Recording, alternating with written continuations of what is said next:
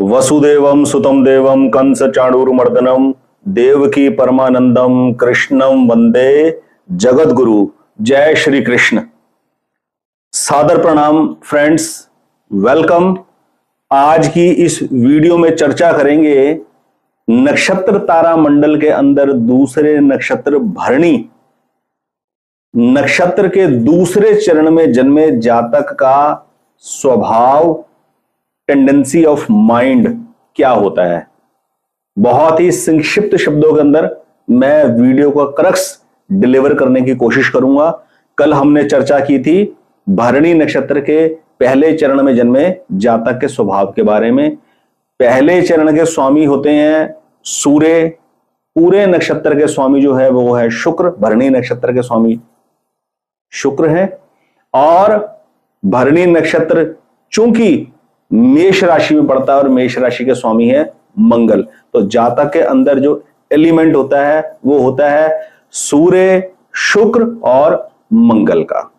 कल की वीडियो में एक बात बोलनी भूल गया था कि बिना सोचे समझे, सोचे विचारे भरणी नक्षत्र के पहले चरण में जन्मा जातक माणिक रत्न या डायमंड धारण न करे और डायमंड गोल्ड में भूल कर भी धारण न करे।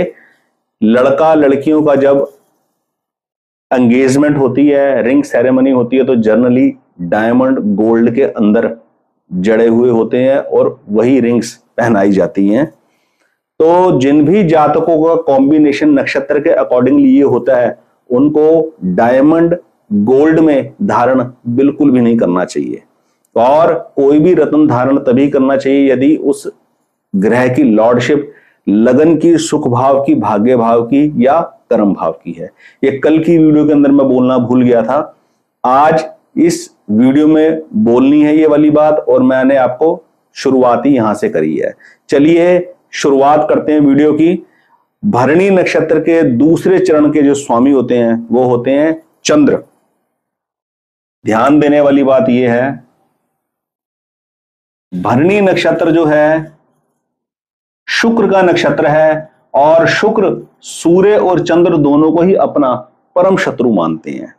तो यह बात खास ध्यान देने वाली है कि जन्म कुंडली के अंदर जातक के मंगल, चंद्र और शुक्र की लॉर्डशिप किन भावों की है ये बहुत ही मैटर करेगा। जीवन के अंदर इन तीन ग्रहों की महादशा प्राप्त होगी कि नहीं होगी, होती है तो क्या स्थिति होगी, वो जन्म कुंडली का विश्लेषण करके पता चलेगा।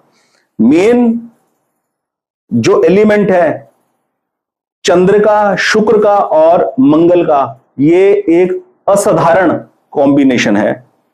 जातक मैटीरियलिस्टिक वर्ल्ड को पाने के लिए लालायित होगा और बाहर मुखी होगा, इमोशनल होगा, अपने हृदय की बात को आसानी से दूसरों के साथ शेयर कर बैठेगा। बिल्कुल ठीक कंट्रेरी बिहेवियर होगा जो कल मैंने बताया था। पहले चरण के अंदर जन्मे जातक सूर्य चरण, पहले चरण का स्वामी सूर्य होने की वजह से जातक अंतर्मुखी होगा, अपनी बात को किसी के साथ डिस्क्लोज नहीं होगा, डिटरमाइंड होगा, दृढ़ निश्चयवान होगा। मेटेरियलिस्टिक वर्ल्ड को पाने के लिए, एक्स्ट्रा मैरिटल अफेयर्स डेवलप करने के लिए, एक्स्ट्रा एसोसिएशन, एक्स्ट्रा पार्टनरशिप बनाने के लिए जो मन की इच्छा होगी उसको किसी भी हालत में डिस्क्लोज नहीं करेगा। लेकिन दूसरे चरण के अंदर जन्मे जातक के साथ ये बिल्कुल ठीक ऑपोजिट है। ये इमोशनल होने की वजह से अपनी बात को एक से अधिक लोगों के साथ डिस्कस कर सकता है, अपनी जग हसाई कर सकता है।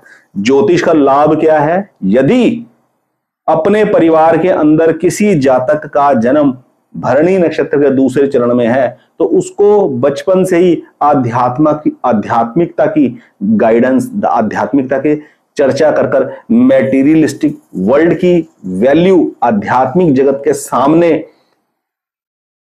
कम आंक कर बताना ज्यादा बेनिफिशियल है, ताकि वो जातक जब यंग एज में अपनी कदम रखे तो मैटेरियलिस्टिक वर्ल्ड को चकाचौंध देखकर उसको पाने की लालच में कोई गलत कदम ना उठाए।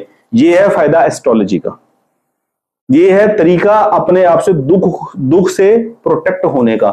दुख क्रिएट हो जाए फिर उसका इलाज करें, वो सेकेंडरी मैटर है। प्राइमरी ये है कि इस तरीके से अपने आप को प्रोटेक्ट करके चला जाए कि दुख क्रिएट ना हो, सेवा, त्याग और संयम पहले ही अपना लिया जाए।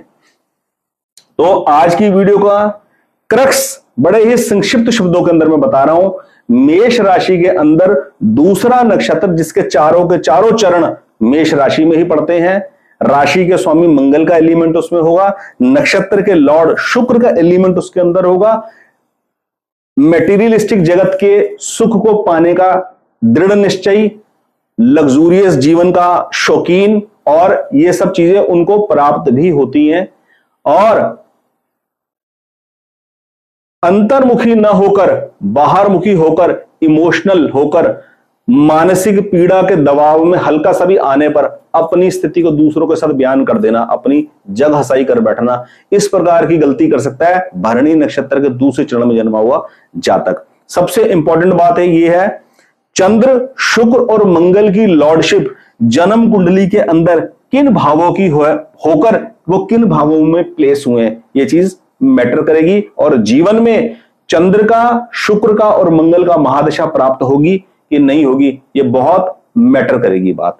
जीवन में ऐसा व्यक्ति चंद्र का नग मोती बिल्कुल भी धारण ना करे, और पहले चरण के अंदर जन्मा सूर्य का एलिमेंट होने की वजह से माणिक कभी भी धारण न करे, क्योंकि नक्षत्र का लॉर्ड शुक्र है। शुक्र सूर्य और चंद्र दोनों से कठोर कट्टर शत्रुता रखते हैं, ये कंट्रेरी होगा। कहीं आदमी सोचे मेरा मन बड़ा चंचल है, मैं बड़ा मानसिक प्रताड़ित रहता हूं, चंद्र वीक है कुंडली के अंदर तो मैं मोती पहन लूं, ऐसा जातक मोती बिल्कुल भी ना पहने, क्योंकि मोती और पुखराज, गोमेद और लहसनिया ये बड़े कॉमन से स्टोन है, ये बड़ा ज्योतिषी बड़े इजीली पहना देते हैं। गोमेद तो बहुत ही इजीली पहना देते हैं बीच वाली फिंगर के अंदर, चांदी के अंदर, ठीक है। जो धनवान है, जिनके पास अफोर्ड करने की ताकत है, उनको पुखराज पहना देते हैं, क्योंकि गुरु का नग है, गुरु किसी से शत्रुता भाव रखते नहीं है, गुरु का नग पहन लो। कभी भी ऐसे धारण न करे। जन्म नक्षत्र के चरण के आधार पर उस ग्रह की लॉर्डशिप जन्म कुंडली के किस भाव में पड़ती है, कंसल्ट कर एडवाइस लेकर तभी रत्न धारण करे। रत्न 100% काम करते हैं, 100% रत्न काम करते हैं लाइफ के अंदर। यदि आपको अपनी लाइफ के अंदर किसी भी समस्या से रिलेटेड कंसल्टेंसी चाहिए हो तो आप एस्ट्रोलॉजी गाइड 1 चैनल के ऊपर मुझसे एडवाइस ले सकते हैं। ये चैनल मैं किसी भी ऐप, किसी भी प्लेटफॉर्म, किसी भी यूट्यूब के पॉडकास्ट के साथ मेरा कोई टाई अप नहीं है, कोई एसोसिएशन नहीं है, ना ही मैं किसी सॉफ्टवेयर या किसी ऐप के ऊपर रजिस्टर्ड हूं। मैं इंडिविजुअल इंडिपेंडेंट अपना काम करता हूं, इट्स माय सेल्फ वर्क। अगर किसी को लाइफ में अपने हॉरोस्कोप का एनालिसिस करवाना हो वो मुझसे पेड कंसल्टेशन ले सकता है। डिस्क्रिप्शन में मेरा फोन नंबर मेंशन है, व्हाट्सएप चैट के थ्रू आप मेरे को कांटेक्ट कर सकते हैं। आपको ग्रहों के अंधविश्वास और पखंडों से छुड़वाकर आपको सही पाथ दिखाना मेरा कर्तव्य है, जो मैं करता हूं अपनी कंसल्टेंसी के अंदर। अगर मेरी वीडियोस आपको पसंद आई हो तो मेरी वीडियोस को शेयर करें अपने जानकार में, चैनल को सब्सक्राइब करें और बेल आइकन दबा दें ताकि आपको मेरी जो भी नई वीडियो हो उसका इंटीमेशन आपको मिल जाए। आज की इस वीडियो में इतना ही। अगली वीडियो लेकर आऊंगा भरणी नक्षत्र के तीसरे चरण में जन्मे जातक का बिहेवियर क्या होता है। बहुत बहुत धन्यवाद। जय श्री कृष्ण।